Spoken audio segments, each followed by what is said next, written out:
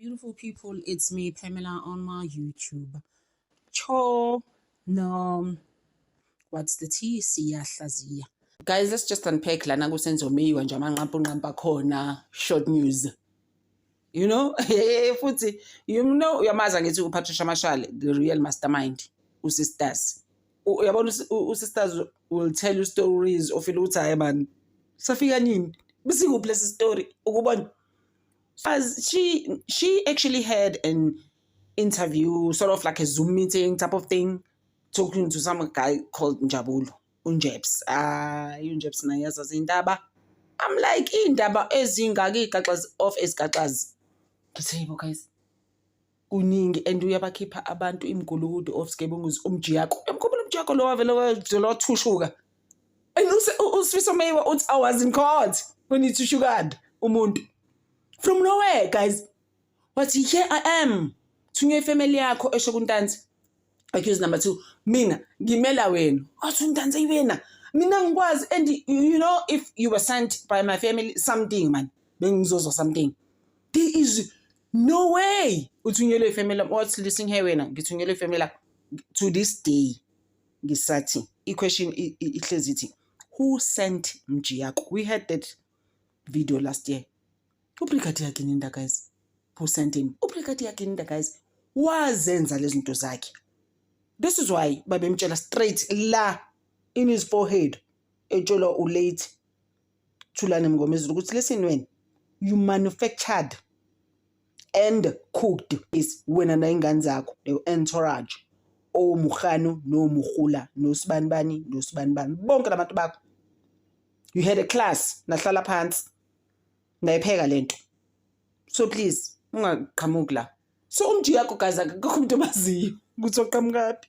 I've always said ukuthi uBrigadier Kininda Mlete ngoba yonke uBrigadier Kininda guys has even created phone numbers for people for all those accused. Oba create ama phone number. Wabuya uPinky via the link. Ngicela ukubuza sikhuluma ngani? What are you even on about? There is no way, bruh. Those phone numbers these are the phone numbers engizaziyo mina ezazo Vodacom ayikaze they don't even ping in False Loras on the day of the incident kaSenzo. So ukuphi wena ukhuluma noba ukhuluma ngani nakhona. Yebo guys abantu abaphela amandla. Yebo these guys now aqhamuka ring. Baqhamuka nezinye story guys that you feel ukuthi ngeke guys. This Njabulu guy bese khuluma no real mastermind uPatricia Mashal uthi phela yena uyi-real mastermind uKelly sekwaba i-deputy. Hey, I'm like, yeah, guys, abantu they are given titles every day here. So, obaloyi bakhona lapho. Hey ngoba ubaloyi lelo phiqiphiqi lokuluva of esgebeng of emgulukudu. Uyafana nje nomjiyako. How are they different?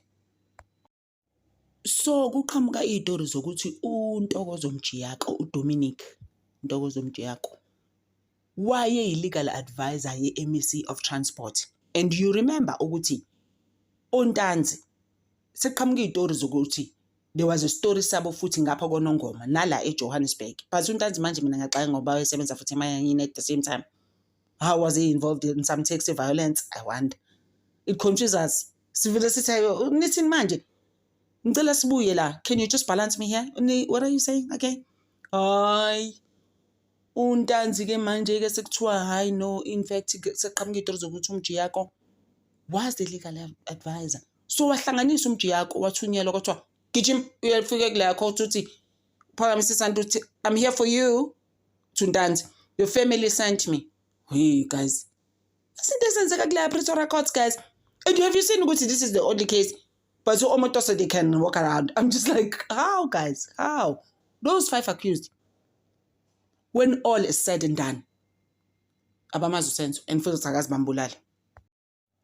Kuthiwa ke kuleyo commission ke when they were talking who comes and testifies on that thing around the Minister of Transport. Umjiyako is also involved lapho as a legal advisor. Bathi ubani uqhamukayo? George Baloyi Thushu. Hey guys, about George Baloyi kade phila. And you can tell even in his face ukuthi he's lived. He's seen it all. Bemfaka emangeni like he lives that life. I'm just like wow. Le commission ke ehlangene ecourt ne it's about the police looking at taxi violence. What can they do to combat crime? What is the story here? Oh, guys, Baloyi was there testifying. Who testified in? Yeah, Nomjiyako was also Tushu there. Wow. Kuthiwa George Baloyi, in his testimony, what he testified about was that normally what happens in the crime scenes of taxi driver, maybe about Emma taxi rank and all of that, over the years, what he has seen as a lawyer, akuze ngatholakala ubufakazi kahle in cartridges, in everything, in the crime scene, basically, what has happened, buphi ubufakazi on the taxi violence, abuze ngatholakala.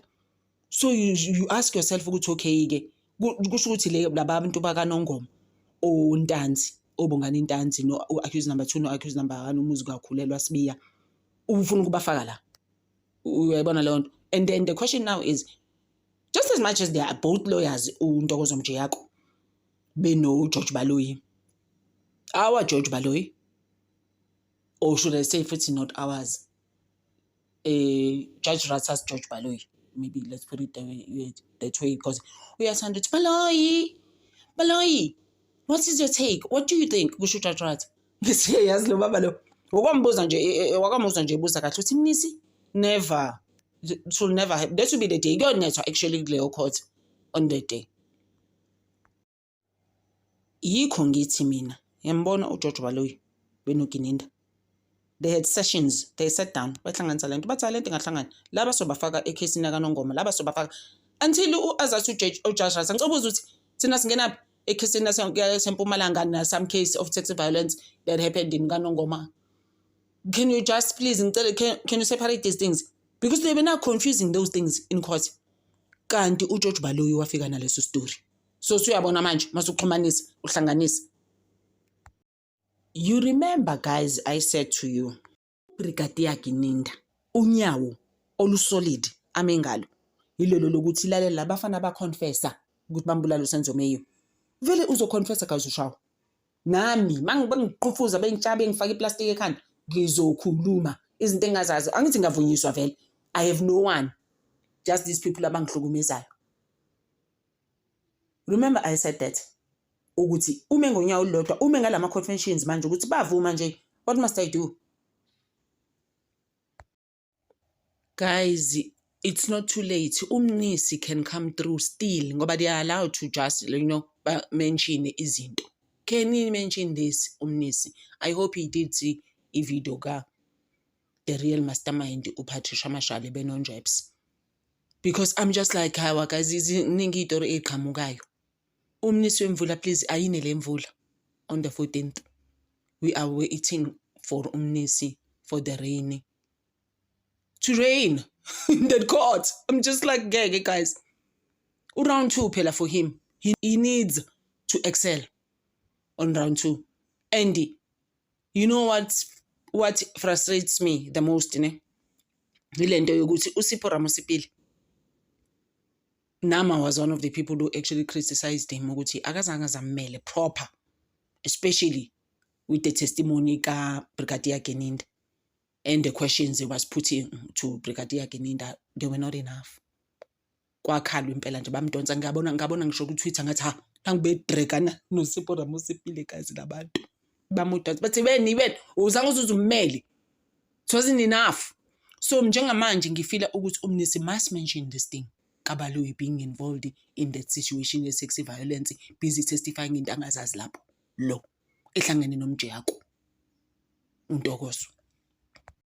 Uyakhumbula ukuthi kwi-trial within a trial uRatha wafaka abafana ngaphansi kwebhasi, especially Lethule umuzi kaKhalela Sibiya no Ntanzi, wathi yini angithi na confessa ku Brigadier Gininda. So what must happen now? What must I do? Yo guys, I just feel good. Things must turn around. This stuff must come on the 14th. From the 14th, actually, isn't they have to turn around for these boys, these 5 boys. Otherwise, we are in trouble. Sizoke simelapo because uRatha wathi all these confessions, they are admissible. Zalabafana bavuma kuGininda yonke into. Oh my gosh, can things change around? La sizoke sime lapho guys, sazoqhubeka futhi ney'gaxa zikaPatricia Mashale. Thank you so much guys for always supporting me. I appreciate you a lot. Nginithanda over.